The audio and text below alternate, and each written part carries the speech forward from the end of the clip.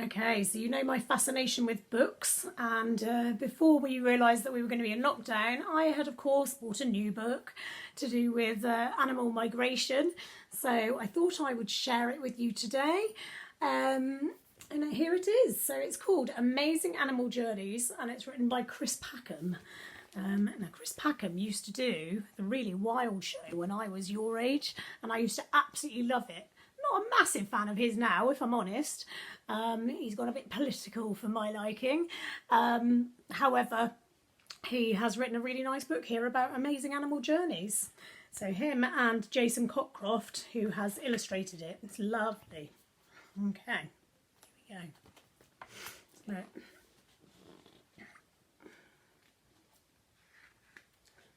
So, lots of journeys here. So we've got blue whales go that way and this way. We've got blue whales going this way and this way and this way and this way and this way and this way and this way. So blue whales do a lot of travelling around. Red crabs on Christmas Island. We've got the jellyfish lake over here. Tanzania, we've got wildebeest, we've got sardines that go backwards and forwards around the bottom of South Africa there. Birds, butterflies, moths, bats, all kinds of things. So I hope you look forward to doing this, and I look forward to seeing your work. Sorry, my teeth are not in today. Every year, billions of animals move from one part of our planet to another.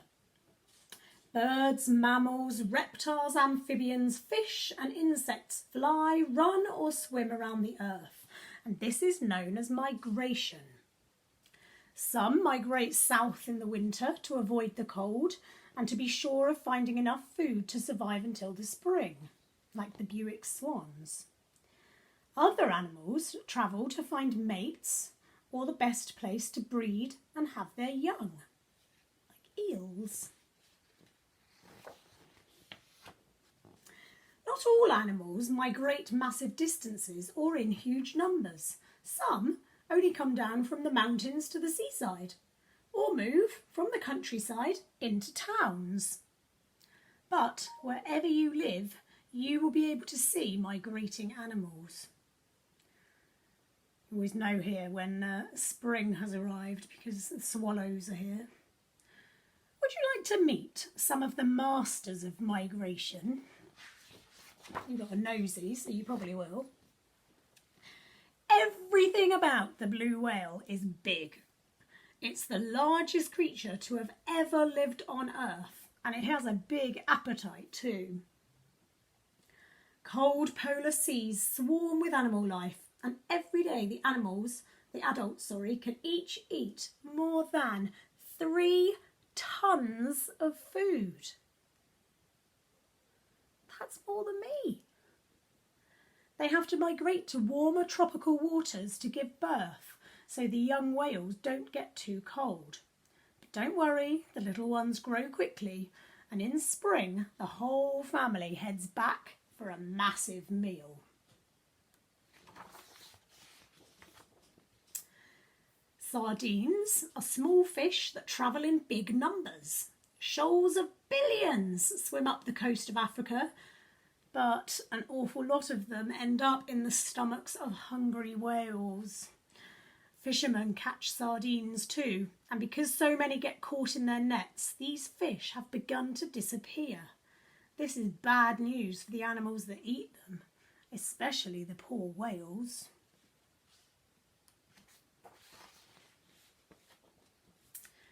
A seawater lake on an island in the Pacific Ocean is home to golden jellyfish. Every day, millions of these animals swim from one end of the lake to the other and back again. So it's a very short migration, but without it, they would all die.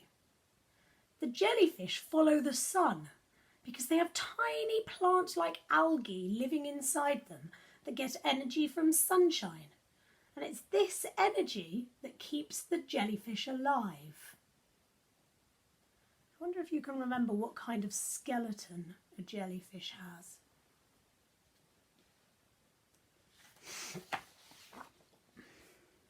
Jellyfish are also the favourite food of some extraordinary reptiles, the leatherback turtles.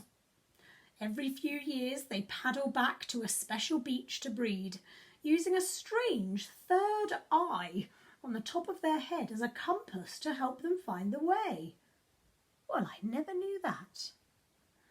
They choose beaches that are safe and have shallow, sandy shores that the turtles can climb and dig their nests into. They dig a little hole and lay their eggs, and then out pop little babies. If you've watched A Turtle's Tale, that shows you that quite nicely. I love these crabs. They're crazy. If you look on YouTube and find some red crabs, you'll be amazed. It literally does look like that. There is never snow on Christmas Island. That's strange, isn't it? As it's in the warm Indian Ocean. But once a year, when heavy rain falls, millions of red crabs scuttle out of the forest and down to the sea to breed. The crabs cover the roads and can puncture car tyres with their tough shells if people drive over them. Special crab wardens help the crabs cross and get safely to the sea. I'd like to be a crab warden, I reckon. I could do that with my rake. Migrating animals face other dangers too. They need to watch out for other creatures that eat them. Wildebeest, also known as a gnu. Random fact of the day. Wildebeest roam in huge herds on the flat, grassy savannas of Africa. Because wildebeest soon eat all the grass, they must migrate to new spots so their young ones can find plenty of food. This is a very perilous journey, as there are many animals waiting for them.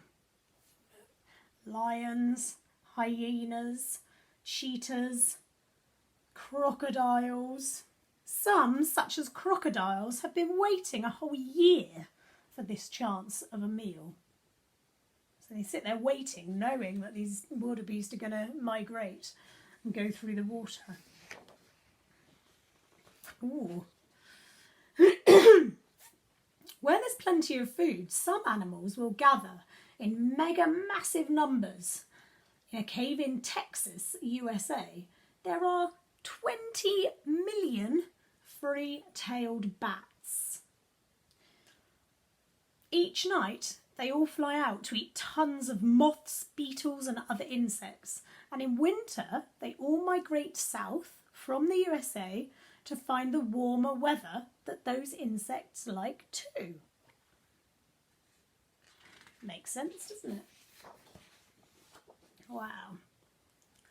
Staying warm is very important to many animals, but how can something as tiny and fragile as a monarch butterfly flutter all the way from the cold of Canada to the heat of Mexico? It's because they have really powerful wings to fly high in the sky and fly faster than you can run. The butterflies go all the way to the mountains of Mexico for the winter. We think their antenna tell them which way to go, and they are like a built-in compass.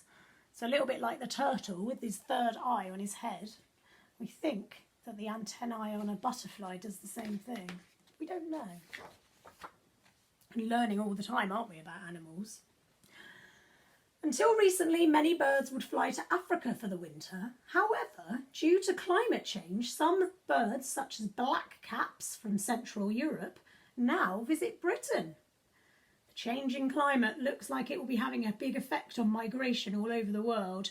Maybe in your lifetime, some animals will stop travelling altogether, and others will start making their own remarkable journeys. So in spring, blackcaps that spend the winter in Britain return home. The first ones get the best spots and survive better, and then other birds have to fly further south. That makes sense, doesn't it? So there we are. So you can discover a bit more about some of those animals and then tell me all about them in your task. Your third task this afternoon. Or your third task today. Why do I keep doing that? Right, that's that one done. And I keep looking weirdly at the camera because I think the camera's over here and it's not, it's over here. See you later.